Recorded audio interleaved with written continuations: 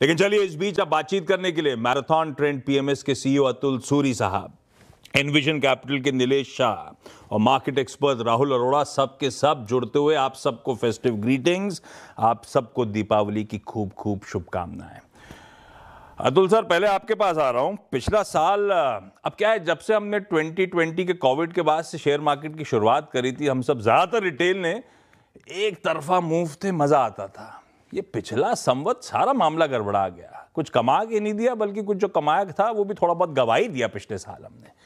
अभी जो नए संवत का आज से बिगुल बजा है, कैसा लग रहा है? पिछले साल जो नहीं कमा पाए थे, इस बार उसकी भरपाई करने को भारतीय बाजार तैयार बैठे हैं क्या? ऐसा मानते हो आप? मुझे लग रहा है कि पिछला साल जो था एक टाइम वाइज करेक्शन था। इंडेक्स वहां का वहां ही रह गया, लेकिन थोड़ा नरम ही था। लेकिन अगर आप थोड़े साल पहले देखिए तो जो कोविड के बाद 2020 के बाद ऑलमोस्ट 2024 तक एंड तक जो है इंडियन मार्केट का बहुत बड़ा आउट परफॉर्मेंस रहा। अगर आप ग्लोबल मार्केट के अगेंस्ट देख लीजिए, अगर आप इमर्जिंग मार्केट के अगेंस्ट देख लीजिए, तो इंडिया ने ऑलमोस्ट 4 साल एक आउट परफॉर्मेंस दिया। और ये आउट परफॉर्मेंस इतना आप नहीं सस्टेन कर पाते। इस हिसाब से जो है कि इंडियन मार्केट साइडवेज रहा, जो बोलता है टाइम वाइज करेक्शन की है, सेक्टर रोटेशन अंदर से हुआ है, जो एक अच्छी बात है, क्योंकि जो है एक नए नए लेग्स आते हैं, और जो नए लेग्स होते हैं वो फ्रेश होते हैं, वो मार्केट को आगे ले जाते हैं, भगा देते हैं। और इसी दौरान जो पिछला साल था, ग्लोबल मार्केट जो है 18 20 25 30% जो बड़े हैं, तो उस हिसाब से एक फीलिंग आ रही है, थोड़ा फ्रस्ट्रेशन है पिछले साल में कि भाई इंडेक्स वहां पे है, दुनिया मार्केट बढ़ गई है, बट मुझे लग रहा है कि एक शेप अप हो रहा है एक न्यू हाई करने का। और उसके आगे भी एक मुझे लगता है मार्केट आगे चलेगा। एक 16 से 18% जो है मेरा एक इंडेक्स का टारगेट 30,000 रहा है निफ्टी का अगले साल के लिए। मुझे लग रहा है कि उसका एक शेप अप हो रहा है। और इसमें जो आप देख रहे हैं ऑलरेडी जो है कई कई सेक्टर्स में लीडरशिप दिख रही है। सबसे इंपॉर्टेंट सेक्टर है बैंकिंग। बैंकिंग और बीएफएसआई, ये एक सेक्टर इंडेक्स है जो पहले लाइफ टाइम हाई पे ब्रेकआउट हुआ है। और ये जरूरी है क्योंकि सबसे ज्यादा वेटेज जो निफ्टी में ये है बैंकिंग और फाइनेंशियल सर्विसेज में। तो मुझे लग रहा है कि धीरे धीरे ये शेप अप हो रहा है। आपके ऑटो स्टॉक्स बहुत अच्छा कर रहे हैं, उस हिसाब से मेटल स्टॉक्स बहुत अच्छा कर रहे हैं। तो धीरे धीरे जो है सेक्टर लीडरशिप चेंज हो रही है। यही सेक्टर अंडर परफॉर्म कर रहे थे पिछले 3-4 साल में, यहाँ पे लीडरशिप आ रही है। तो मुझे लग रहा है कि एक कैचअप रैली है इंडेक्स में। लेकिन फर्क ये रहेगा कि सेक्टर लीडरशिप है जहां पे एक रोटेशन मुझे दिख रही है।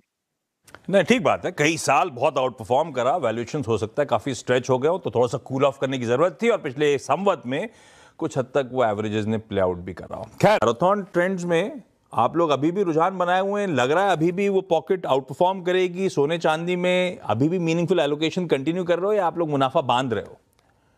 देखिए, हम इक्विटी वाले हैं, तो जो भी और पीएमएस है, तो ये जो है हम ज्यादा इस दूसरे एसेट क्लासेस में इन्वेस्ट नहीं कर सकते हैं।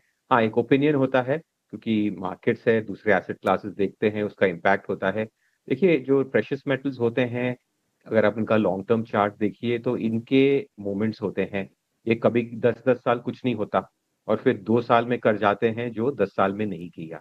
तो अब गोल्ड, आज सब लोग गोल्ड के बारे में बात कर रहे हैं और लोग कमा रहे हैं, सही बात है।